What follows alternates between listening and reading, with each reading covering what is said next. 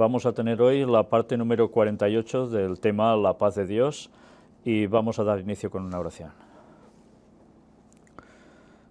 Padre nuestro, una vez más nos ponemos en tus manos para que sea el Espíritu Santo el que nos guíe a toda la verdad, que nos ayude a entender ahora lo que vamos a empezar en el libro de Efesios, para que profundizando capítulo a capítulo vayamos pudiendo percibir todo lo que tú nos quieres revelar. Bendícenos, cuida de tu pueblo en todo el mundo, únenos en un mismo sentir, que todo te lo pedimos por el perdón de nuestros pecados y en el nombre de Jesús. Amén. Bien, pues hoy toca el libro de Efesios.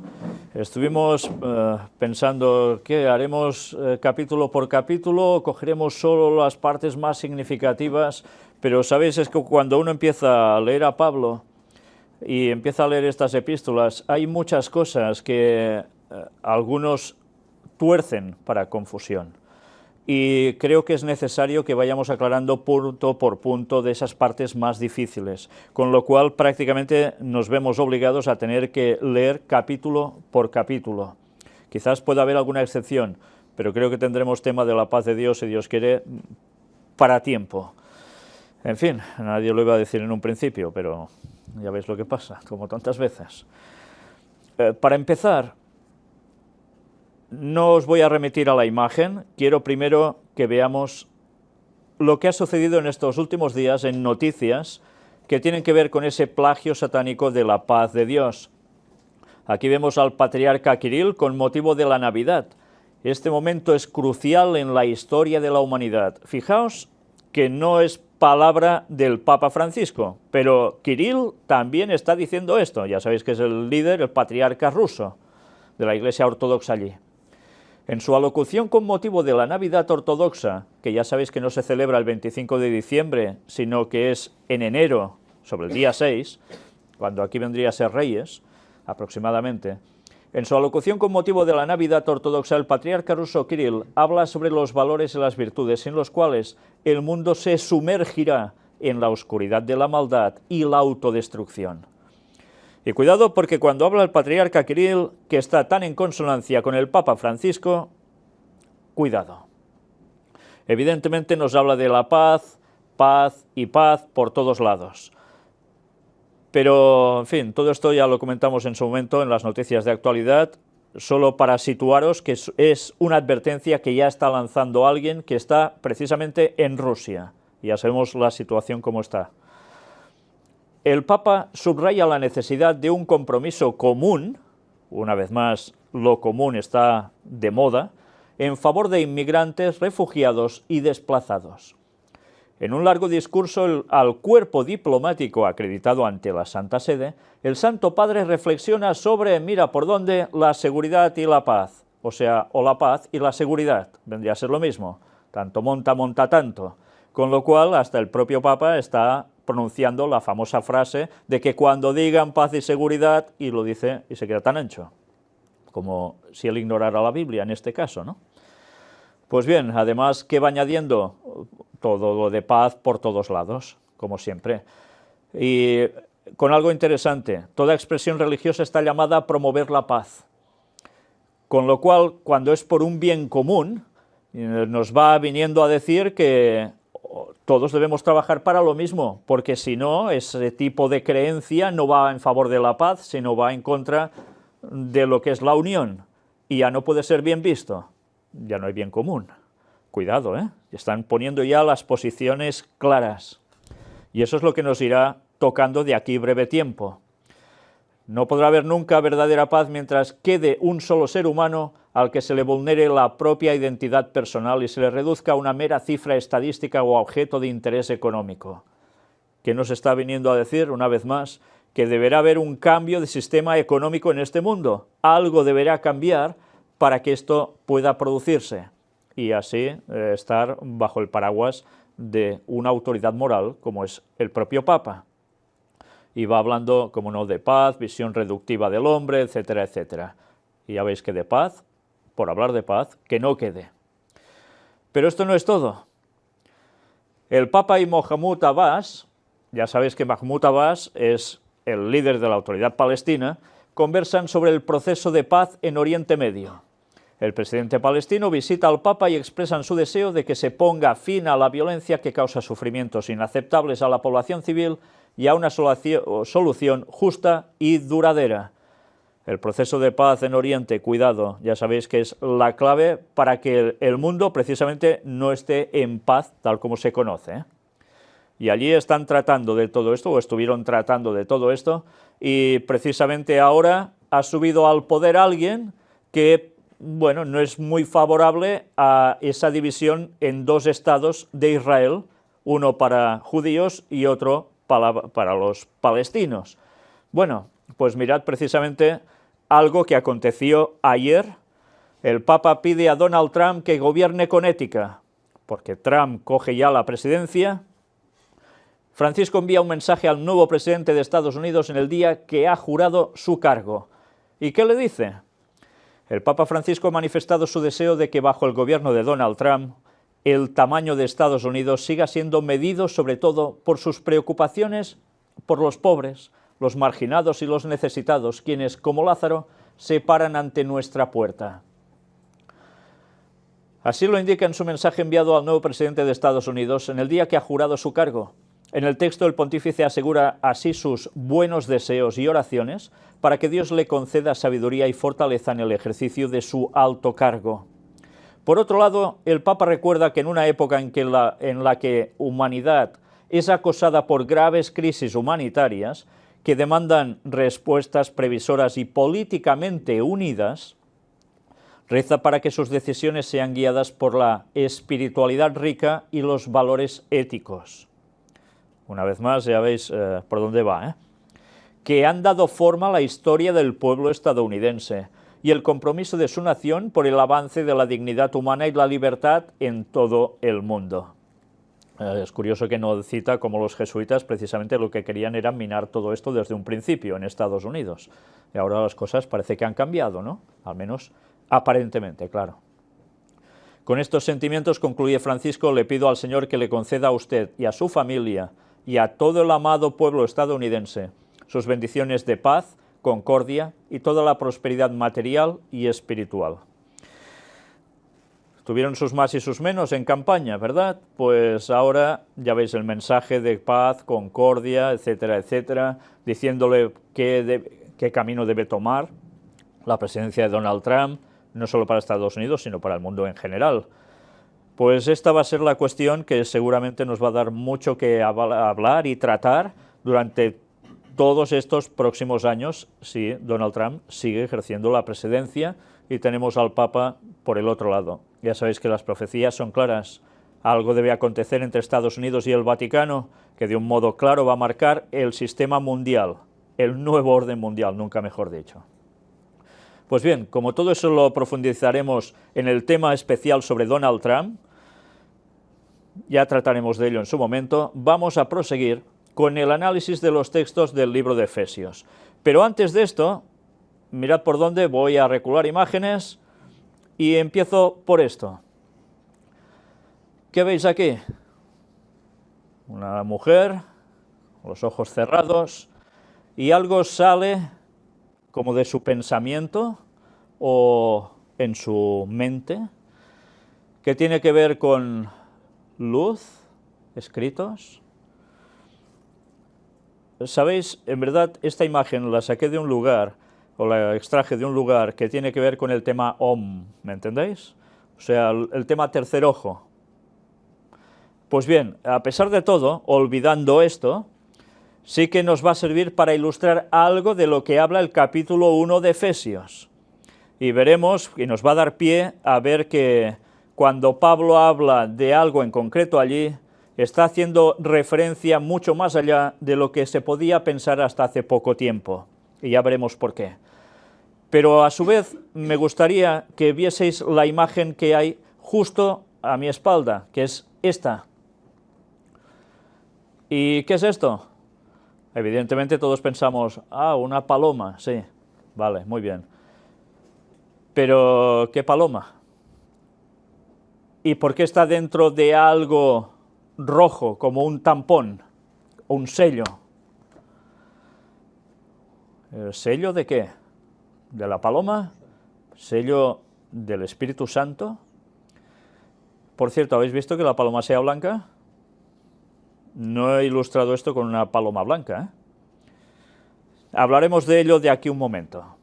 Mientras tanto, vamos a empezar con el análisis de los textos del libro de Efesios, capítulo 1. Pablo, apóstol de Jesucristo por la voluntad de Dios, a los santos y fieles en Cristo Jesús que están en Éfeso. Fijaos que ya se está dirigiendo a alguien en concreto, a los que están en Éfeso.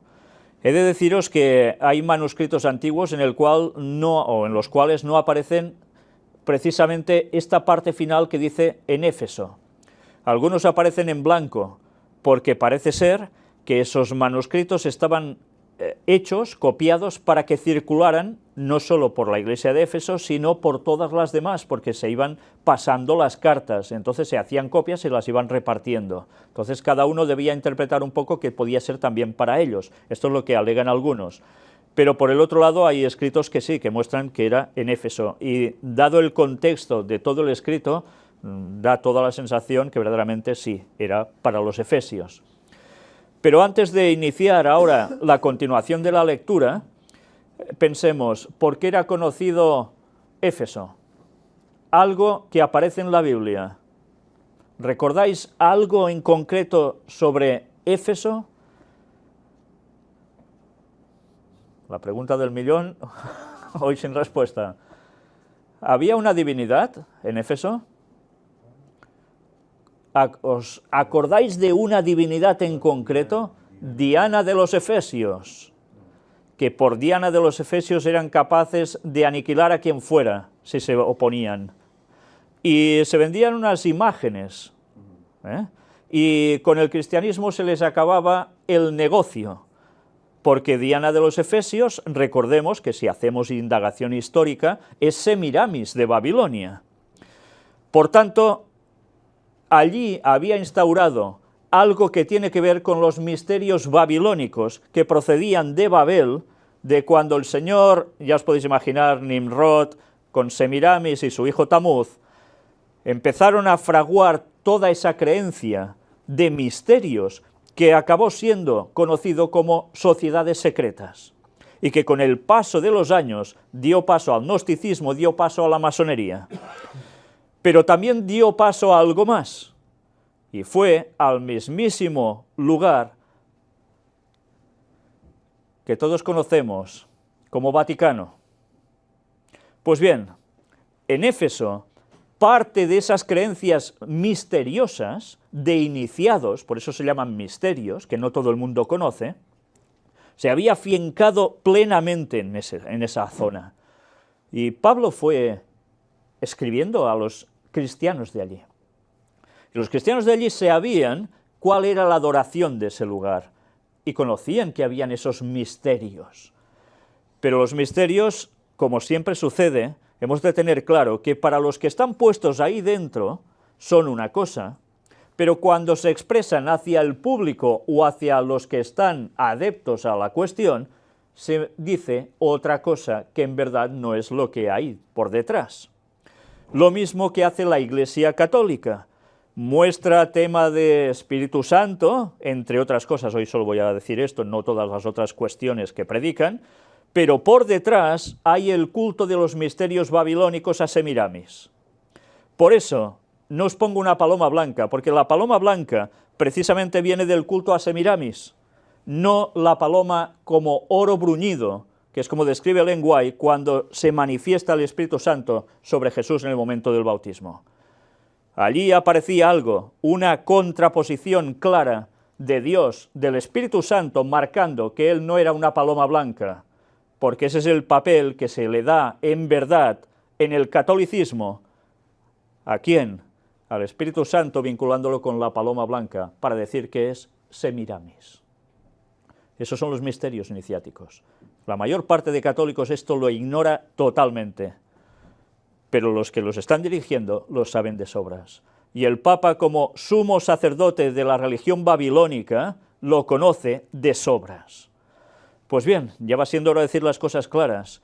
Y ante ese marco, Pablo escribe, teniendo en mentalidad muy claramente que en Éfeso había misterios iniciáticos de la diosa llamada Diana, que era Semiramis.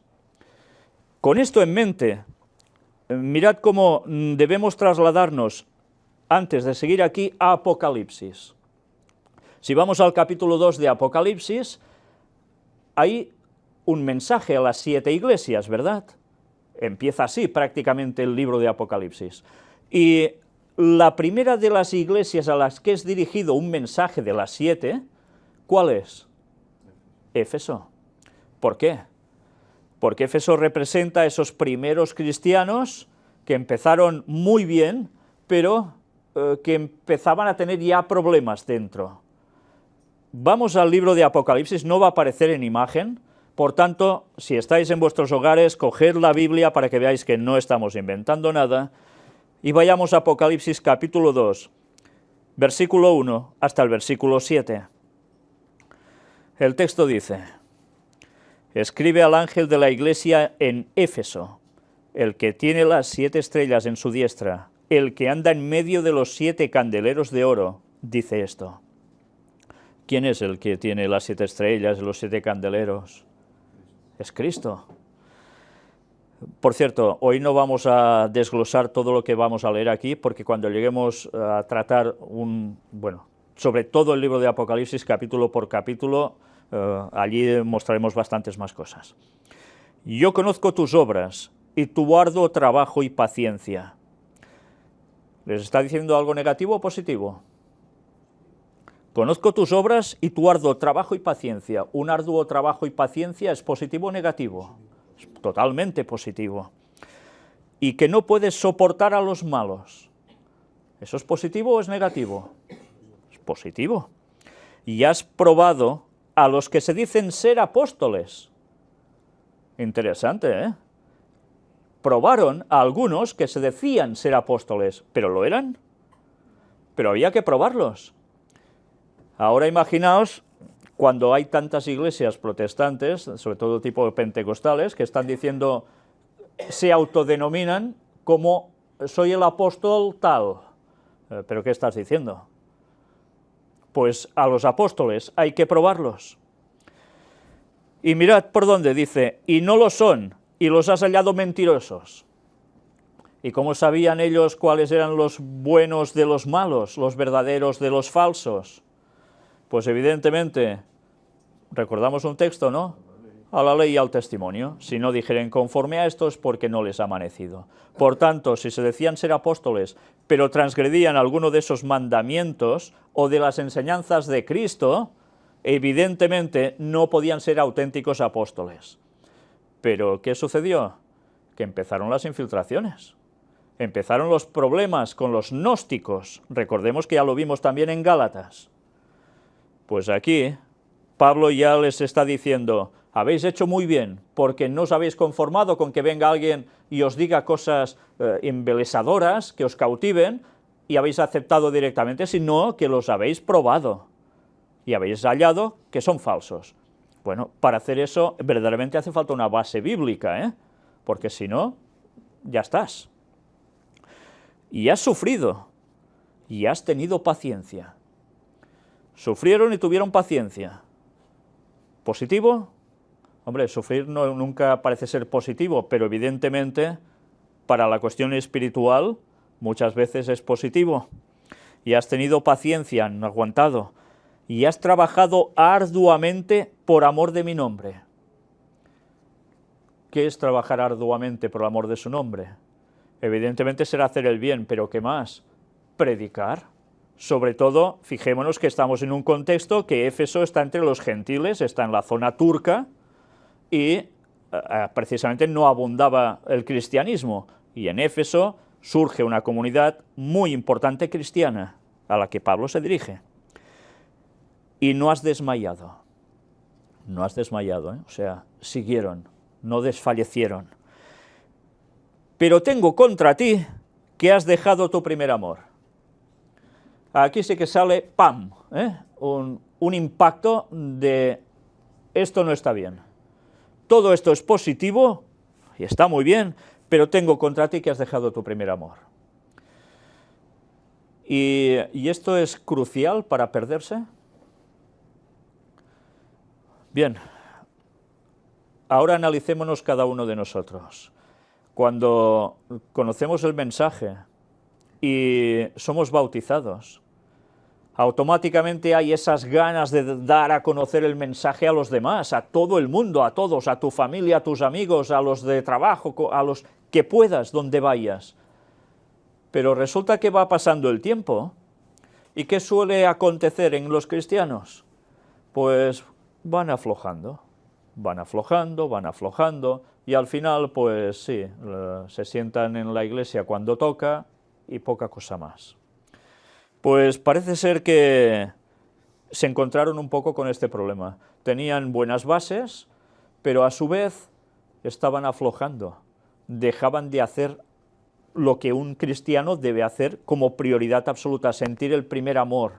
Y el primer amor, ¿por qué se le llama primer amor? Porque quieres que los otros oigan, conozcan y se conviertan para que sean salvos. Lo haces por amor, es tu primer amor.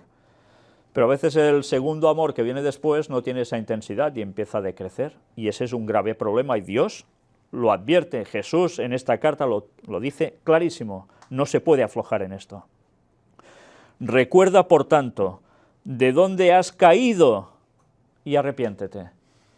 ¿Por qué de dónde has caído? ¿Dónde estaban ellos puestos? Pues estaban muy bien alineados con Dios, pero cedieron. Y le dice, y arrepiéntete, y haz las primeras obras, vuelve como antes. Pues si no, vendré pronto a ti y quitaré tu candelero de su lugar si no te hubieras arrepentido. Y quitar el candelero, ¿qué quiere decir? Que se quedan sin luz. Y si se quedan sin luz, ¿qué sucede? Que ya no están con la luz de Dios, sino que estarán ¿dónde? En las tinieblas del diablo. Por más cristianos que hayan sido, y por más buenas obras y más buen amor que hayan tenido. Por eso, solo con estos textos ya se ve claramente que una vez salvo, siempre salvo, como dicen tantos evangélicos, pues es una patraña absoluta, porque cada día debes cuidar por tu salvación.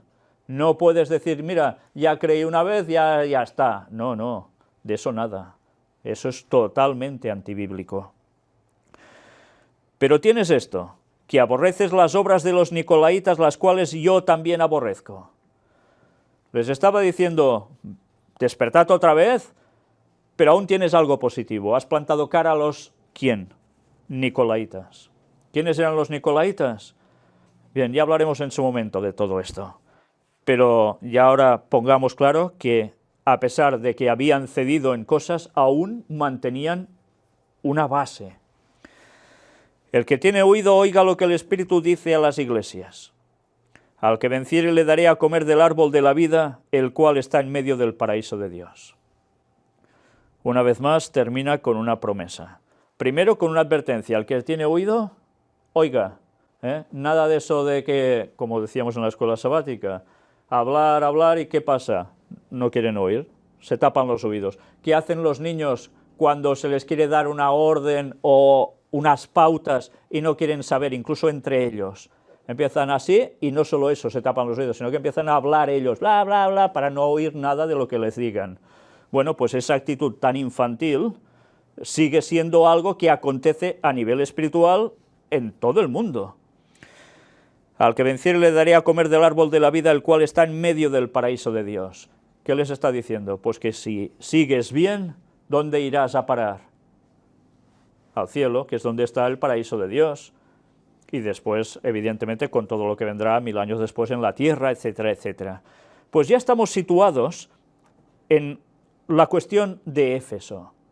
¿Qué aconteció? Esto es lo que les escribe Juan por mensaje directo de Jesús. Pero ahora vayamos a lo que Pablo les escribió, sabiendo todas estas circunstancias. Gracia y paz a vosotros, de Dios nuestro Padre y del Señor Jesucristo. Una vez más, ya veis, gracia y paz.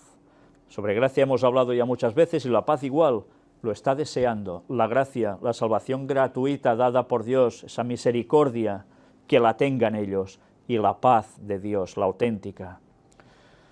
Bendito sea el Dios y Padre de nuestro Señor Jesucristo, que nos bendijo con toda bendición espiritual en los lugares celestiales en Cristo. Y aquí algunos dicen, y ya empezamos con polémicas, bendito sea el Dios y Padre de nuestro Señor Jesucristo. Esto quiere decir que Jesucristo es inferior a Dios Padre. Es generado por Él, es creado de algún modo, etcétera, etcétera. No nos está diciendo esto. Dios y Padre de nuestro Señor Jesucristo, ¿por qué? Porque cuando se manifiesta como Jesucristo, la segunda persona de la divinidad, cuando viene a nacer en Belén, se encarna y ora al Padre para darnos un ejemplo, para mostrarnos ese sentido de familia humana con contacto plenamente divino, que es lo que tanto necesitamos, nada que ver en todo lo que otros derivan. Que nos bendijo con toda bendición espiritual en los lugares celestiales en Cristo. ¿Cómo nos puede bendecir espiritualmente en los lugares celestiales en Cristo? ¿De qué modo? ¿Dónde estaba Cristo cuando Pablo estaba escribiendo esta epístola? Que seguramente estaba encarcelado, ¿eh? Pues Cristo está en el cielo, ¿no? Y nosotros no estamos en Cristo, por tanto estamos disfrutando de los lugares celestiales en Cristo, porque es la promesa, como decía en Apocalipsis, tendrán el ¿qué? El árbol de la vida. Por tanto, podemos participar ya de la vida ahora, aunque ciertamente se pasaría por la muerte, pero después habría la vida eterna. Según nos escogió en Él antes de la fundación del mundo, para que fuésemos santos y sin mancha delante de Él. Y aquí tenemos el otro grave problema, que incluso salieron parte del protestantismo, se basó en este texto, la predestinación. Ya estamos. Fijaos cómo llevamos 4 versículos y ya estamos teniendo problemas por todos lados, ¿eh? Porque si nos ponemos a malinterpretar de aquí puede salir de todo. Según nos escogió en Él antes de la fundación del mundo. Quiere decir que si ya somos salvos es porque Él lo predestinó antes y otros se van a perder porque Él lo predestinó expresamente antes. O sea que a unos nos ha creado para ser salvos y a otros nos ha creado para que nos perdamos. Eso es un absurdo. Una vez más, la predestinación en este caso no funciona así. Dios sabe con anticipación quién va a ser salvo y quién no. Y por eso nos tiene elegidos, porque somos nosotros los que queremos seguirle. Jesús muere por uno, por unos pocos o por todos. Muere por todo el mundo. Entonces la salvación es dada ¿a quién? A todo el mundo. Pero no todo el mundo quiere ser salvo. Esos son los escogidos por Dios. Los que quieren ser salvos. No hay otra. Para que fuésemos santos y sin mancha delante de Él. Para esto nos eligió también. Nos escogió para ser santos. ¿Qué quiere decir? ¿Para ser puestos arriba de un altar y que nos pongan una vela y unas florecillas? Santo es el que guarda los mandamientos de Dios. Para eso nos eligió. Y sin mancha delante de Él. ¿Sin mancha qué es? Un carácter limpio, sin arruga, aceptando el carácter de Cristo en nosotros, por tanto, perfeccionándonos en Él. Y en consecuencia, siendo un ejemplo para los demás, por supuesto. En amor, habiéndonos predestinado para ser adoptados hijos suyos por medio de Jesucristo, según el puro afecto de su voluntad.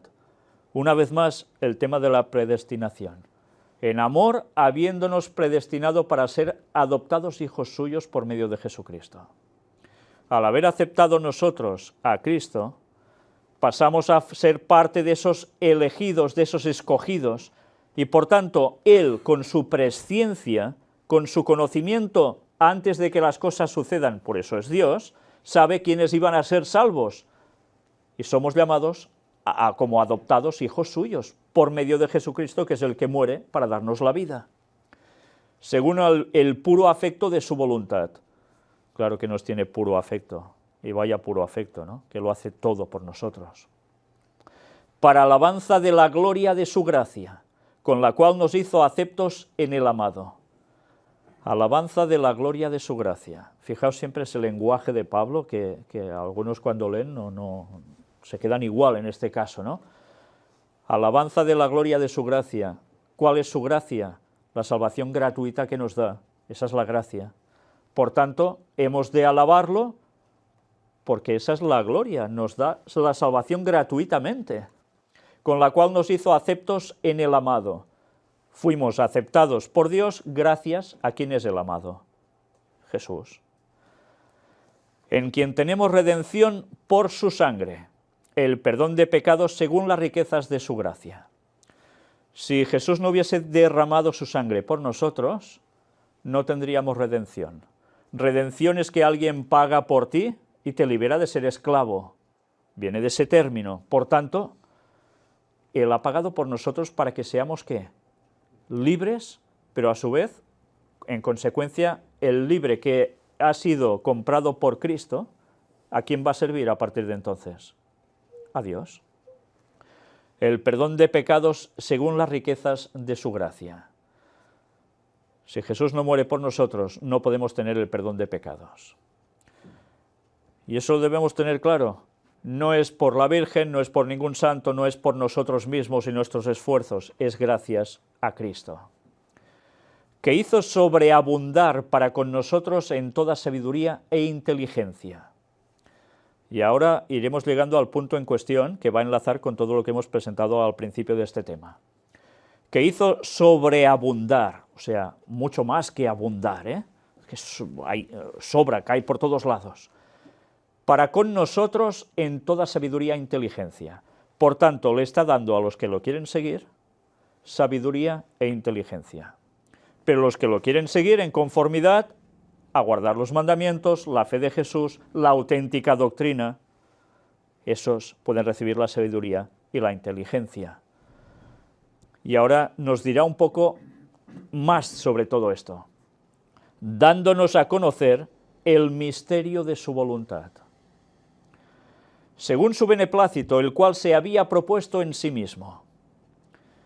Aquí empezamos a hablar de esa palabra. Antes hemos hablado de misterios, ¿verdad? Los misterios babilónicos, que siguen estando en vigencia, que nadie se piense que esto es algo del pasado, siguen estando plenamente vivos. Y aquí Pablo utiliza la misma palabra, misterio. Pero fijaos que es para una connotación totalmente distinta. Él sabía lo que había detrás de los misterios babilónicos en Éfeso. Y ahora les está llevando una contrarréplica. Sí que hay un misterio auténtico. ¿Y cuál es? El de la voluntad de Dios. ¿Y cómo sabemos ese misterio de la voluntad de Dios? Dice, dándonos a conocer. Nos lo da a conocer. Él, Dios.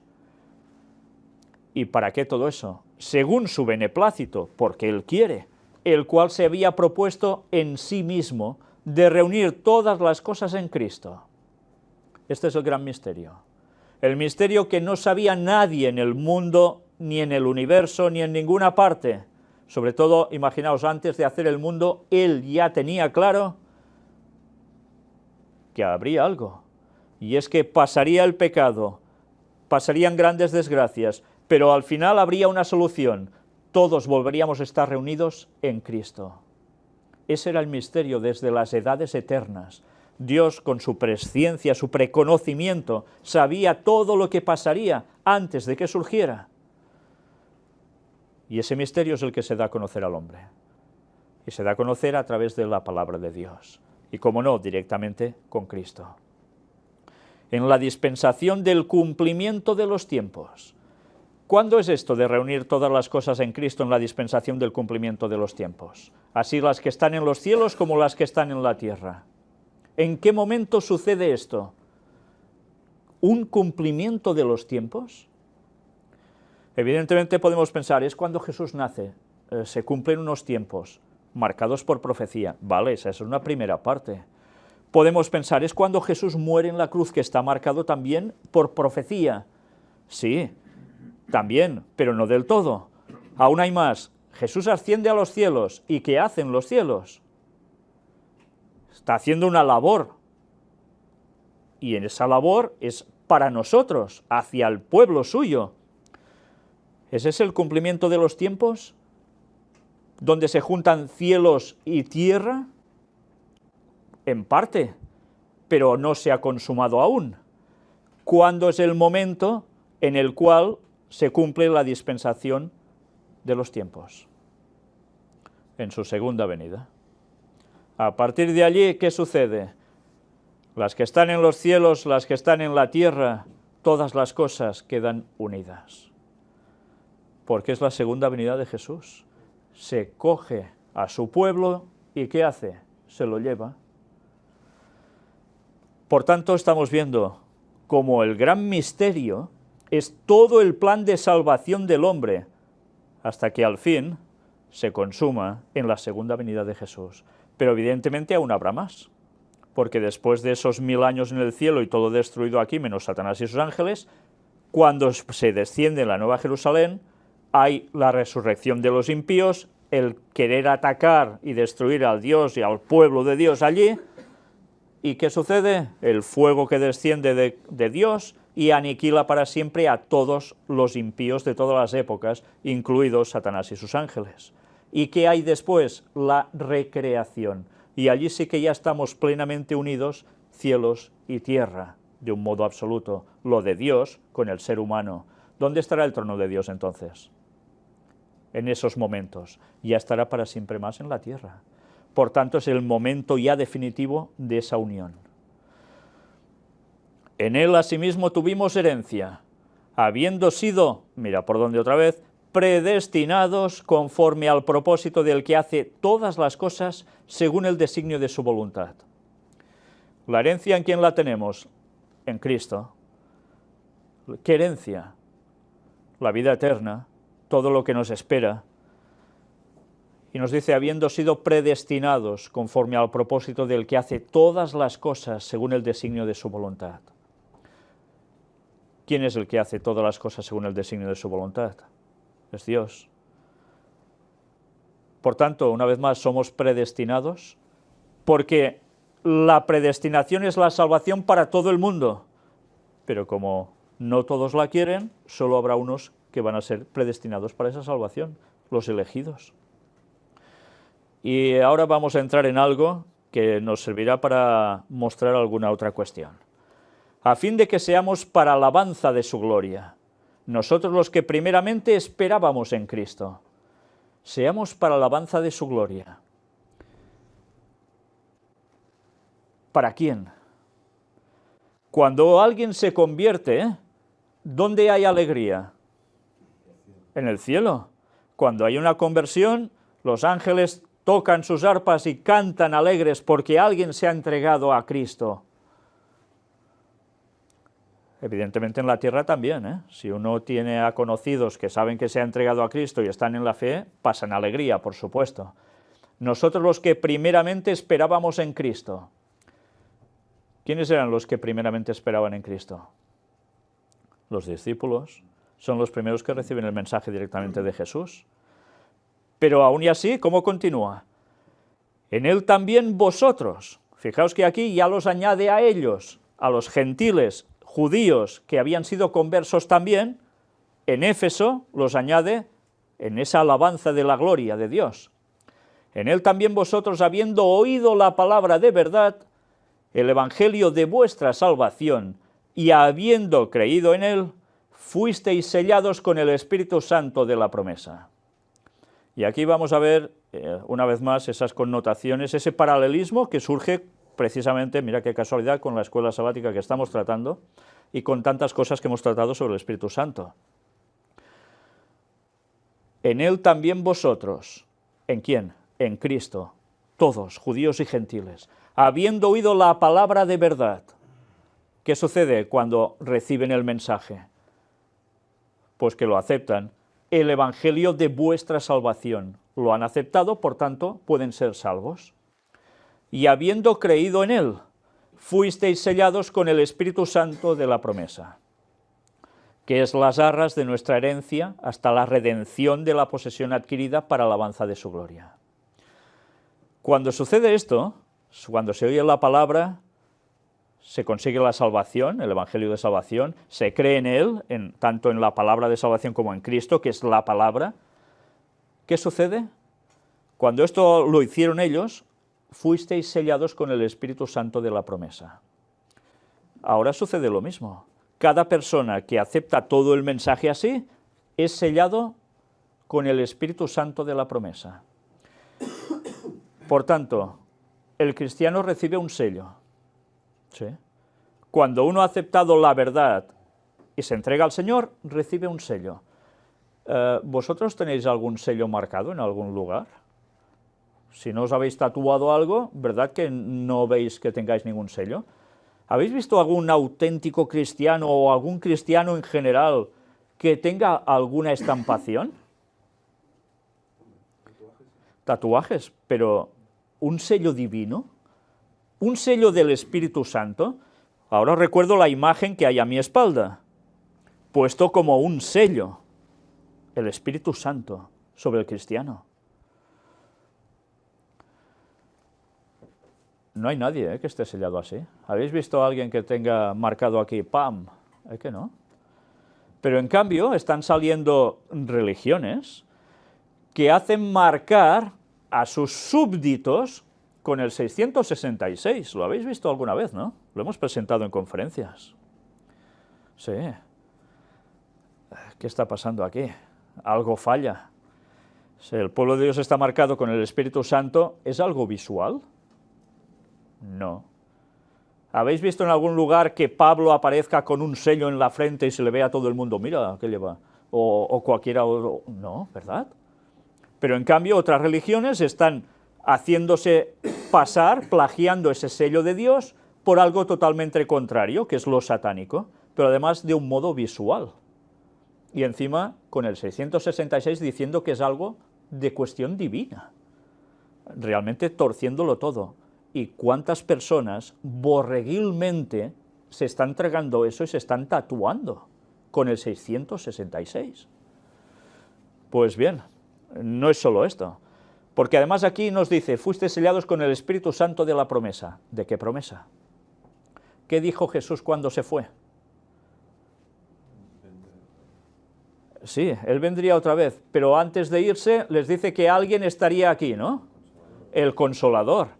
La promesa era que se recibiría el Espíritu Santo. Cristo tendría otra función que hacer en el cielo. Mientras tanto, el Espíritu Santo sería la tercera persona de la divinidad que estaría en el mundo, trabajando en cada persona para que pudiese conseguir la salvación, llevándolo a la verdad, a Cristo. Pues esa era la promesa. Fuisteis sellados con el Espíritu Santo, que es las arras de nuestra herencia. Ya vimos que eran las arras, ¿no? Das una parte y es como ya un contrato fijo, ¿eh? Por tanto, es una salvación garantizada si tienes ese sello del Espíritu Santo hasta la redención de la posesión adquirida. Por tanto, hasta que por fin consigamos que nos dé toda la plena salvación en la vida eterna con todo, para alabanza de su gloria. Una vez más, todo es para alabanza de Dios. Sí, es una entrega a cuenta que desde luego allí se queda, ¿eh? Sí, sí. Pues bien, ahora vemos que hay sello del Espíritu Santo. Mirad un texto paralelo para entender un poco mejor todo esto. Segunda de Timoteo, capítulo 2, versículo 19, escrito también por el apóstol Pablo. Pero el fundamento de Dios está firme, teniendo este sello. Conoce el Señor a los que son suyos, y apártese de iniquidad todo aquel que invoca el nombre de Cristo. Por tanto, tener ese sello, ¿qué sello? El sello del Espíritu Santo, marcado en un auténtico cristiano. ¿Qué sucede?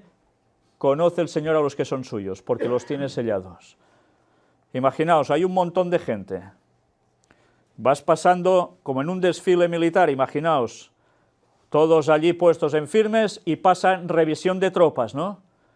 ¿Y qué sucede cuando ven a alguno que está un poco desaliñado? Pues tiene un problema, ¿eh? Queda marcado, le sucede algo en consecuencia. Pero en este caso, en la cuestión divina es al revés. Hay un sello marcado para cosa positiva. Y Dios es capaz de mirar a todos y decir, este está sellado, es mío. Este tiene el sello del Espíritu Santo, me pertenece.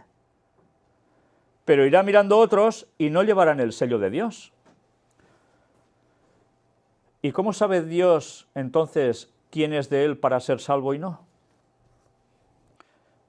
Si no se ve, ¿verdad que no lleváis el sello estampado? ¿Cómo lo sabe Dios?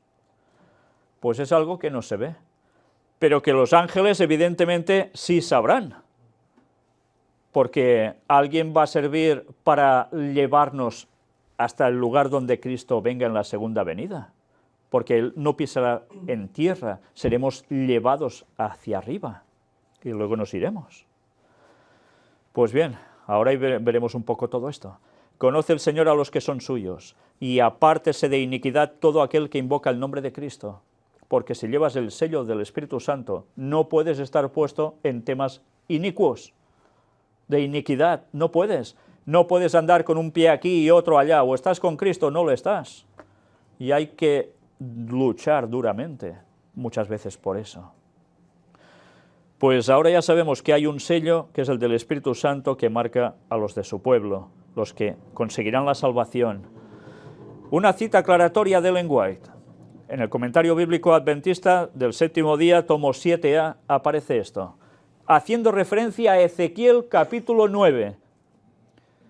Pero atención, porque tiene que ver con lo que estamos viendo. Una señal que leen los ángeles. Y se cita Efesios 1:13, que es lo que hemos visto.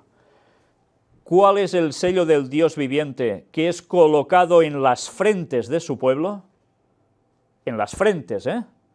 ¿Por qué en las frentes?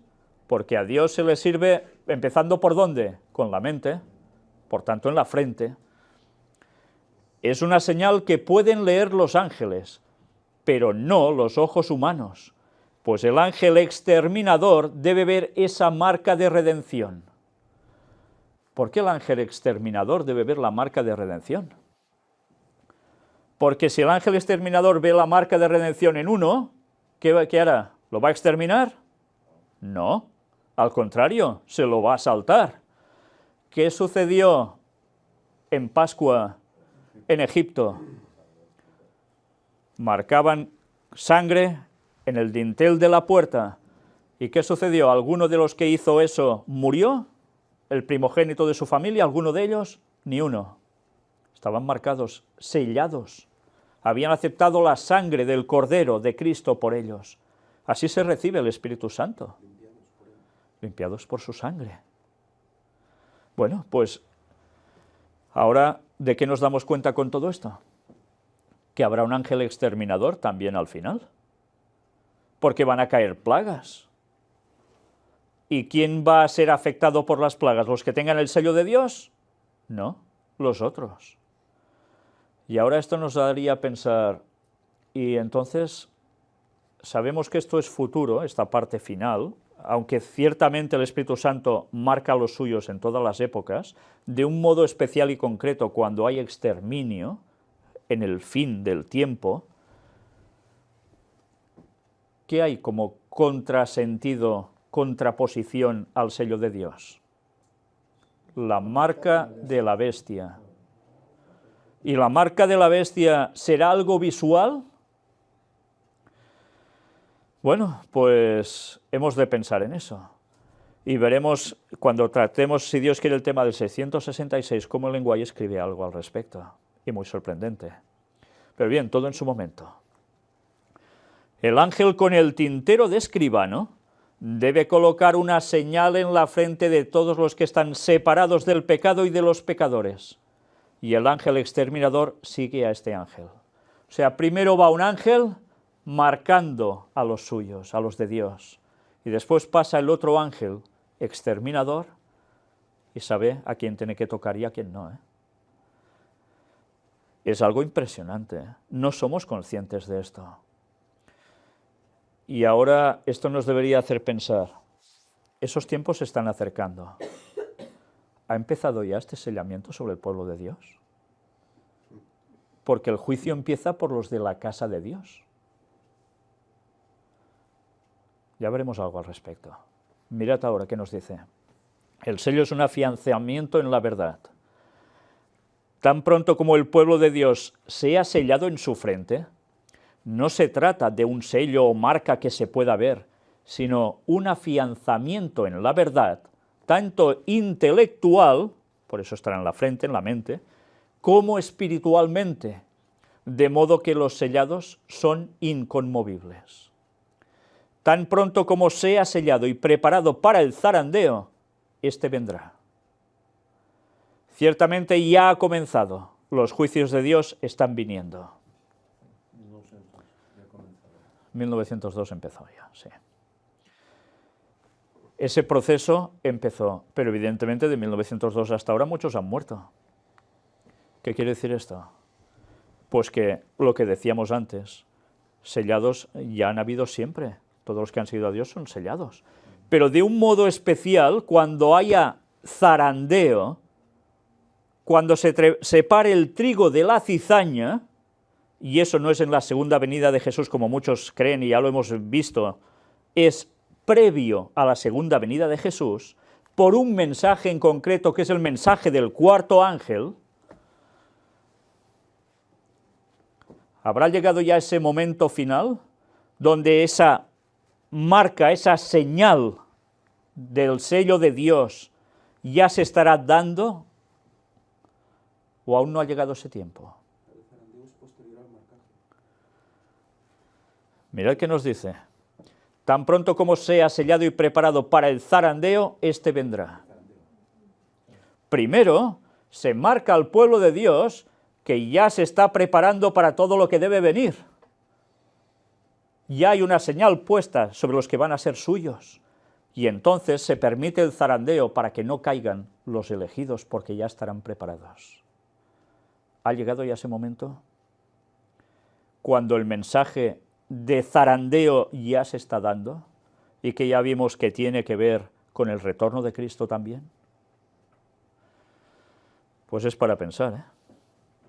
Porque recuerdo cuando éramos, bueno, yo un niño y tú un joven, Josep, adolescente, cuando se nos instruía bíblicamente, nos decían, hemos de pensar si nuestro nombre ya está pasando en los libros del cielo, porque no sabemos si ya van por los vivos. Pues es para pensar, ¿eh? Porque este momento ya está aquí. ¿Sí? Y hay algunos predicadores que van diciendo, ¿qué estarás haciendo cuando se te toque a ti? ¿Le podéis pasar un micro? Que así se oirá mejor. Sí.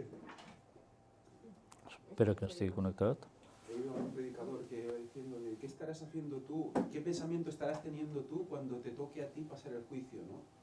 Y estarás pasando ese juicio y estarás pensando algo malo, ¡pam!, y has caído. Entonces yo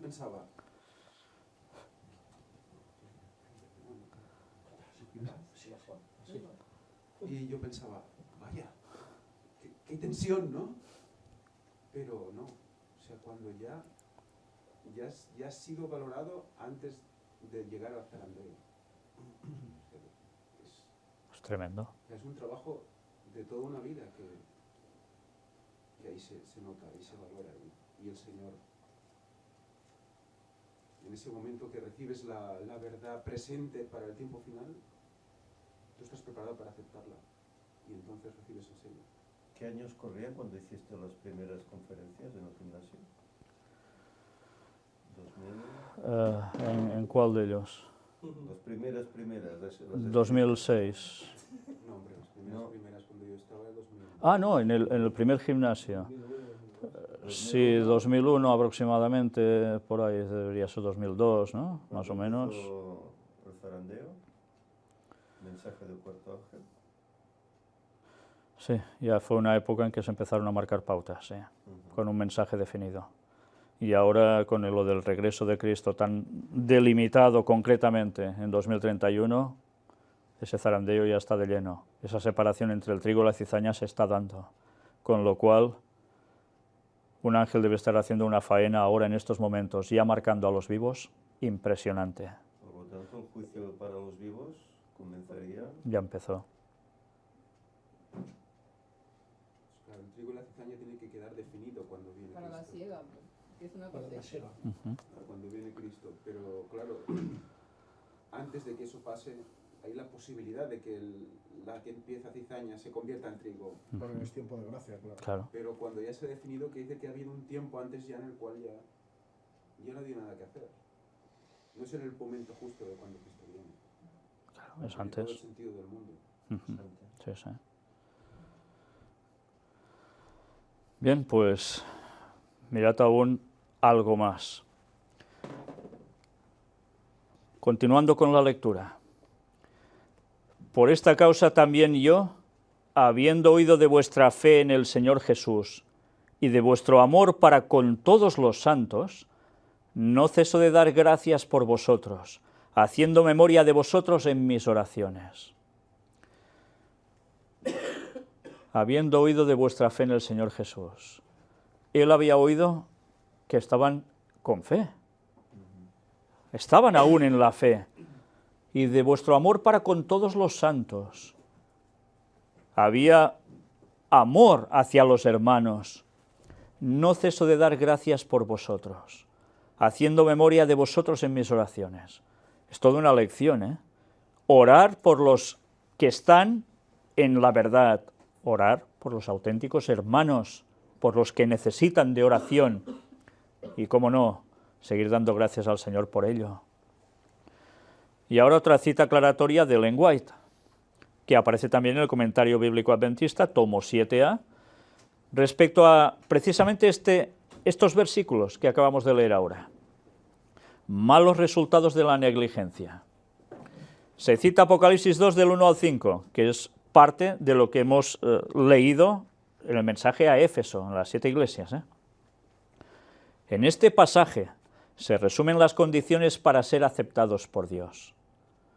La primera experiencia de la iglesia de Éfeso la indujo a buenas obras. Dios se deleitaba en el hecho de que su iglesia reflejaba la luz del cielo al revelar el Espíritu de Cristo en ternura y compasión. Todo iba bien, ¿eh? Y Dios feliz con esto.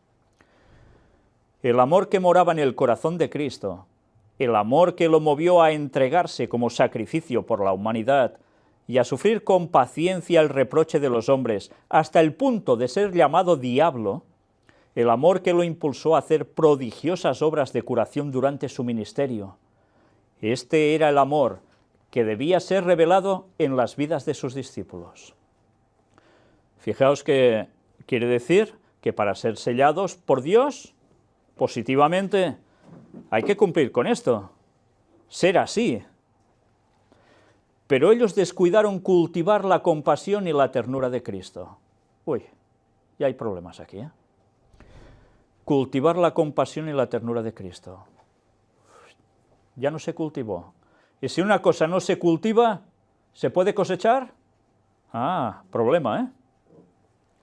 El yo, como se manifestaba en los rasgos hereditarios del carácter, echó a perder los principios de las magníficas y buenas obras que caracterizaron como cristianos a los miembros de la iglesia de Éfeso.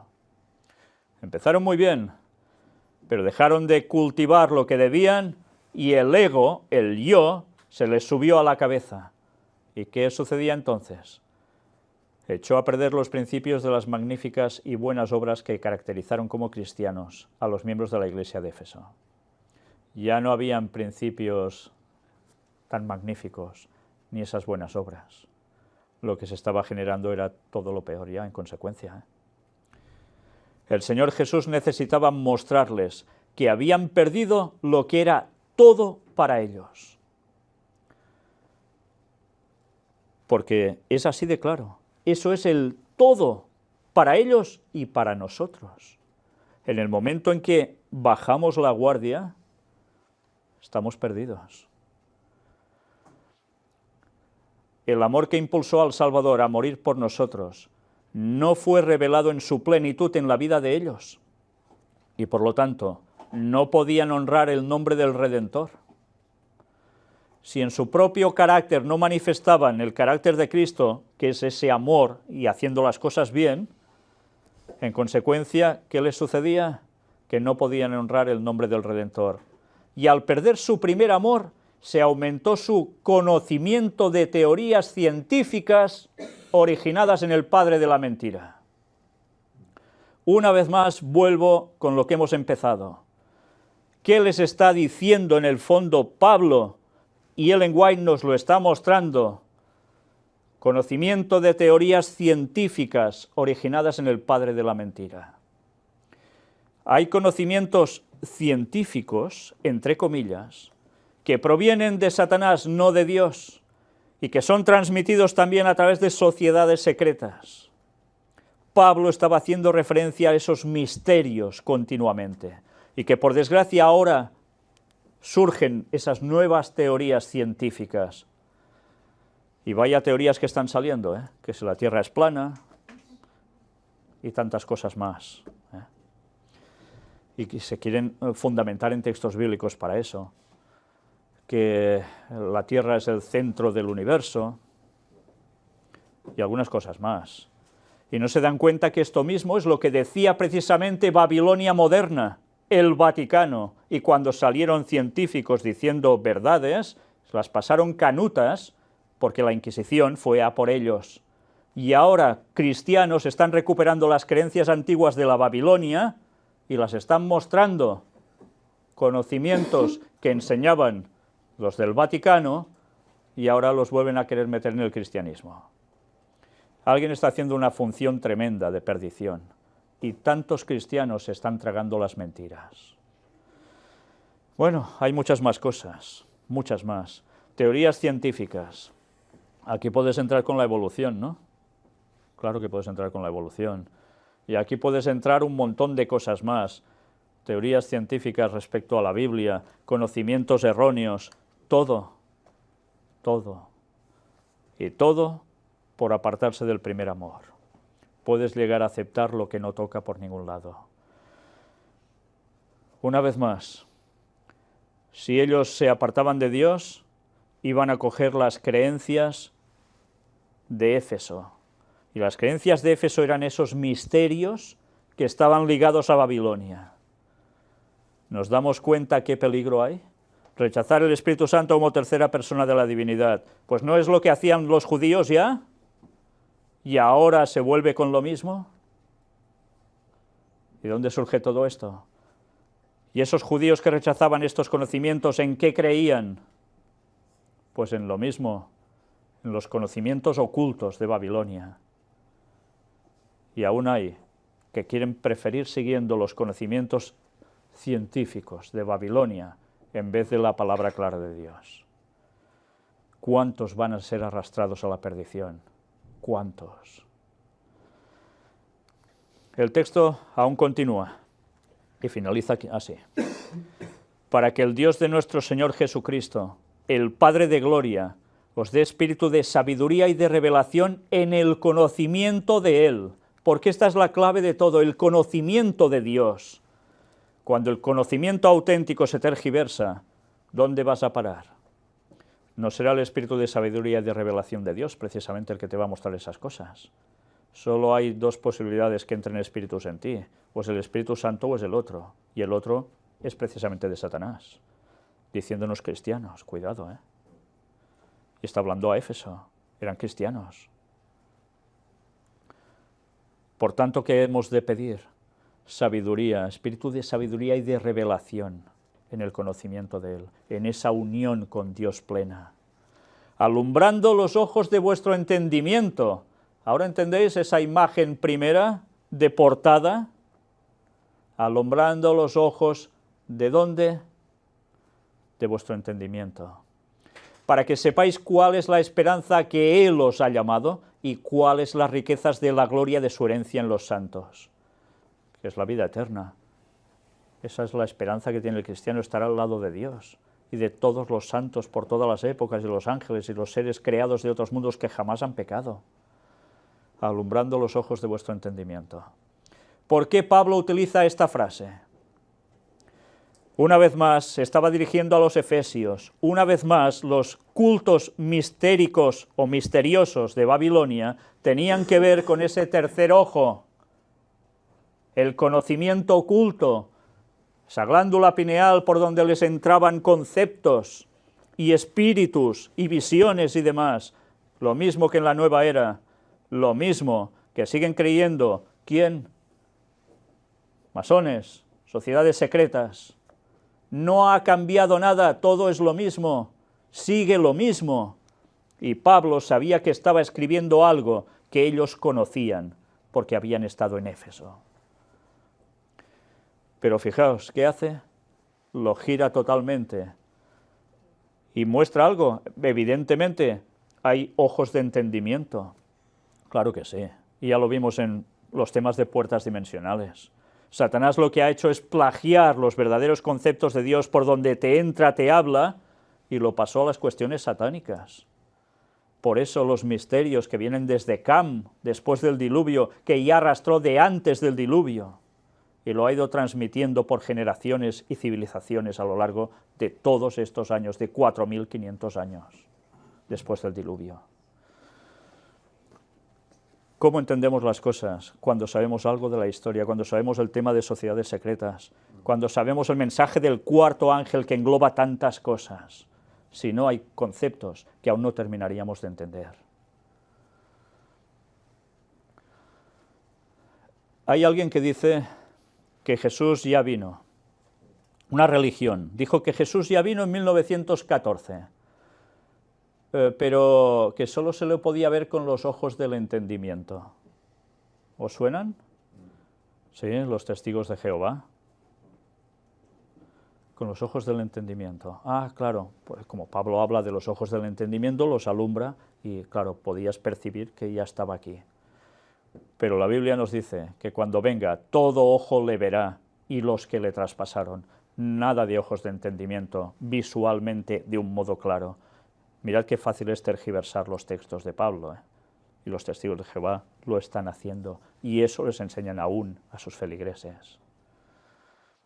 Con lo cual, ¿a qué están dando culto? ¿A qué ojo de entendimiento se refieren? Fijaos, al del lado oscuro, realmente grave. Y si supieran que su fundador era un masón, entenderían el por qué les han enseñado estas cosas. Vaya diferencia. Y cuál la supereminente grandeza de su poder para con nosotros, los que creemos, según la operación del poder de su fuerza. La diferencia, todo lo que nos da Dios, la cual operó en Cristo, resucitándole de los muertos y sentándole a su diestra en los lugares celestiales. ¿Dónde está Cristo? En el cielo, sí. ¿Y la diestra qué significa? Autoridad. Bíblicamente significa autoridad. No quiere decir que esté sentado todo el rato allí y ya está. No, estar a la diestra significa que habría autoridad en él. En los lugares celestiales, dice, sobre todo principado y autoridad y poder y señorío. Cuando en la Biblia ya sabemos que se habla de principado y autoridad y tal, ¿a qué nos hace referencia? A los ángeles de Dios, tanto buenos como malos, los que están en las regiones celestes. Es autoridad absoluta sobre todos. Y sobre todo nombre que se nombra, no solo en este siglo, sino también en el venidero. No estaba diciendo, no para el año 60 más o menos cuando se escribió esta epístola, sino para el 160, no está diciendo esto.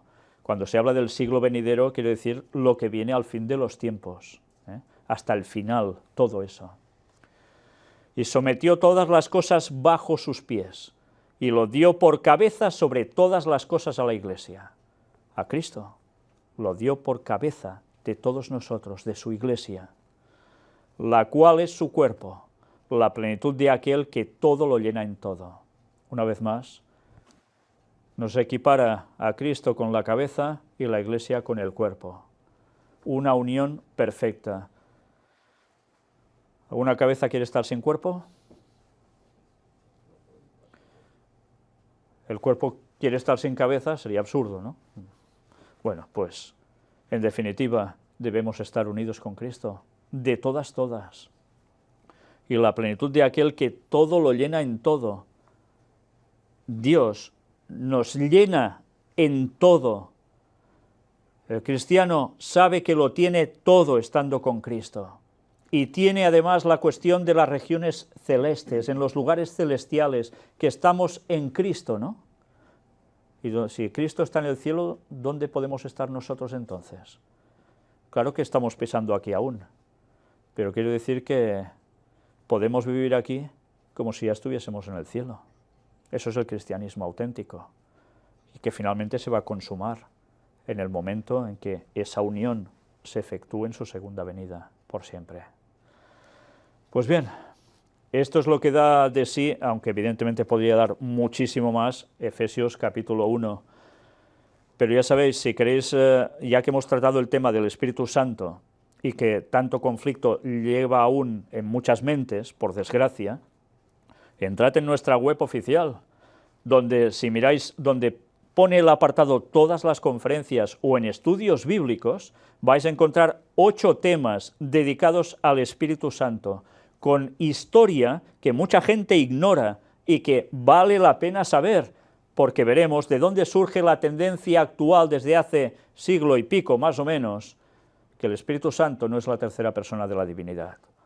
Y una vez viendo eso, todo aquel que realmente quiera seguir a Dios y pise su ego, se dará cuenta que hay una creencia que es falsa y es esa.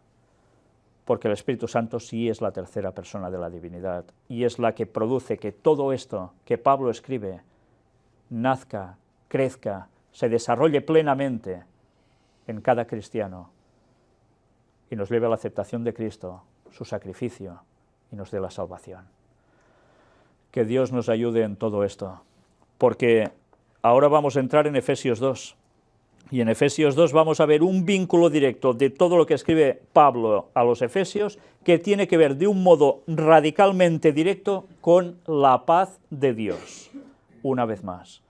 Y todo esto que hemos venido leyendo, en definitiva, esta es la auténtica paz de Dios. O estamos en la plena verdad, o no estamos en la paz de Dios. Porque cada error nos va a llevar a otro error, y nos puede llevar a la perdición. Y nos estamos jugando la vida eterna. ¿Queremos ser sellados por Dios o queremos ser sellados con esa marca de la bestia? Porque al final, por más que nos creamos que ya estamos y sabemos lo que vendrá, como un error doctrinal lo mantengamos, Satanás nos va a tumbar. Y eso es una evidencia y es una realidad. Que Dios nos ayude a estar firmes en la verdad y que el Espíritu Santo nos lleve a toda la verdad, no a medias. Amén. Vamos a concluir con una oración. Padre nuestro, una vez más, Señor, nos dirigimos a ti, dándote gracias por estos escritos inspirados del apóstol Pablo, que nos ayudan a ir comprendiendo muchas más cosas. Y gracias porque nos damos cuenta que cosas que parece que no tengan ninguna interconexión, nos vas alumbrando para mostrarnos cómo realmente ese misterio de iniquidad que empezaba a actuar en los días de Pablo, pero que aún era detenido, dejó de serlo de un modo absoluto para acabar siendo lo que es ahora y llevando a tantas personas al error. Te queremos pedir que nos des fuerzas para vivir el cristianismo tal como tú quieres, para que podamos ser sellados por ti, por el Espíritu Santo, y que nos ayudes a saber confrontar las artimañas del diablo, a saberlas discernir y a saber creer la verdad para hacer frente y defenderla como tú quieres, Señor, para que más personas la conozcan y la sigan y puedan ser salvas también.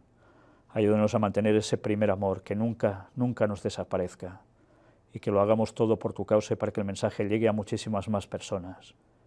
Y si nos hemos de sacrificar en sentido material o como sea, que lo hagamos, Señor.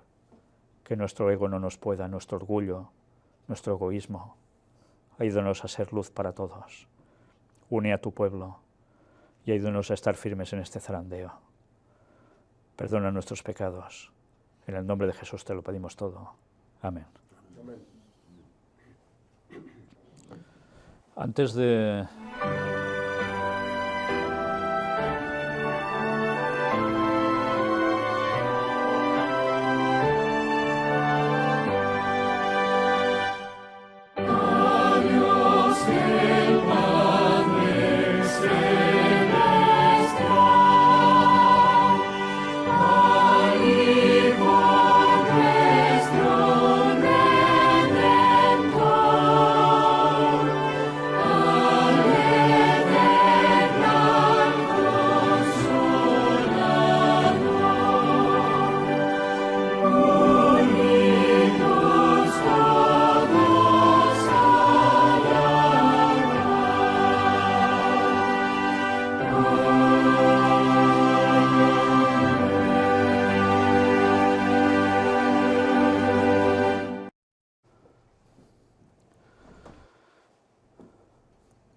Hemos de hacer un anuncio especial, y es que este próximo sábado, día 28 de enero, si Dios quiere, estaremos en Vigo, en Galicia, presentando temas allí con las personas que están siguiendo las conferencias y que quieren asistir.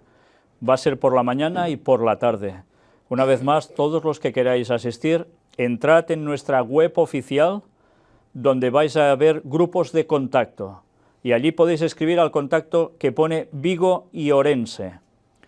Y decirles los que queréis asistir, ya sabéis que todo es gratuito. Y si no, podéis además ir directamente a escribirme a un servidor, en mi email, que ya lo sabéis, y decidme por favor cuántos vais a asistir. Una vez más he de deciros desde aquí, os pedimos oración por todo esto, porque ya sabéis que siempre suele haber oposición, y ya hemos conocido que no hace mucha gracia que estemos en ese lugar en medios adventistas. Por tanto, os pedimos oración para que podamos hacer esto y que vengan los fieles del Señor, los valientes, los que no se arrugan ni se intimidan por nada. Que Dios os bendiga y muchas gracias por todo. Amén. Amén.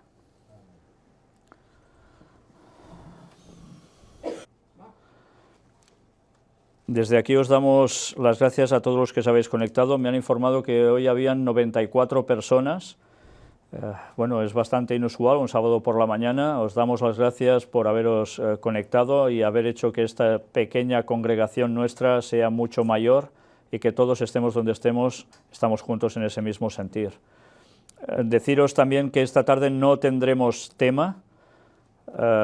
Vamos a terminar de ir preparando el especial Donald Trump, que puede ser que lo presentemos mañana mismo o el lunes, y a partir de aquí todas las informaciones que ya vengan sobre Donald Trump pasarán a formar parte de las noticias de actualidad en relación con la profecía. Pero este tema que hemos de presentar creo que aún merece la pena, y va a llegar desde lo último que dejamos sobre él hasta precisamente su toma de poder como presidente de los Estados Unidos de Norteamérica, con algunas cosas que han acontecido allí que vale la pena mostrar. Después, anunciaros también que esta misma semana que viene tendremos las noticias de actualidad, si Dios quiere, y el sábado no podremos emitir en directo. No hay opción para que podamos emitir en directo desde Vigo. Por tanto, sabedlo, no habrá emisión. Y si queréis podéis mirar conferencias antiguas, escuelas sabáticas antiguas, lo que queráis, pero no podremos emitir en directo. Cuando regresemos, si Dios quiere, ya hablaremos de cómo ha ido todo allí. Ya la otra semana todo volverá a la normalidad, si Dios quiere. Anunciaros también que está previsto que en septiembre, finales de agosto quizás o septiembre, estemos en Puerto Rico, donde cada vez están surgiendo más personas interesadas en que quieren asistir, y parece ser que también hay bastante rebomborio a nivel adventista en esta cuestión. Bueno, veremos si finalmente acaba siendo positivo para muchos. Orad por todo esto, por favor. Y anunciaros también que estamos pendientes a que dentro de poco podamos volver a emitir en Girona por el canal de televisión. Nos va a salir caro, es la verdad. Hemos podido tener aparatos, pero ahora deberemos pagar una mensualidad de unos 1.000 euros aproximadamente cada mes. y por eso, una vez más, nosotros cubriremos toda la parte posible, intentaremos cubrirlo absolutamente todo, pero os pedimos, si queréis, colaboración para ello, y porque si Dios quiere podamos seguir volviendo a hacer la faena en otros lugares también de este modo. Hemos visto que, gracias a Dios, los pocos días o pocas semanas que estuvo funcionando, y mal de hecho aquí, bastantes personas a lo largo de todo este tiempo que ya no funciona, nos han venido diciendo, encontrándonos por la calle, que estaban siguiendo el canal y les sorprendió que ya no funcionara más. Era mucho más seguido de lo que nos pensábamos. Por tanto, queremos dar el mensaje también a los nuestros, a los de aquí. Haremos todo el esfuerzo personal para ello, y si queréis colaborar por esto, ya lo sabéis, os damos las gracias. Que Dios os bendiga y hasta pronto. Feliz sábado.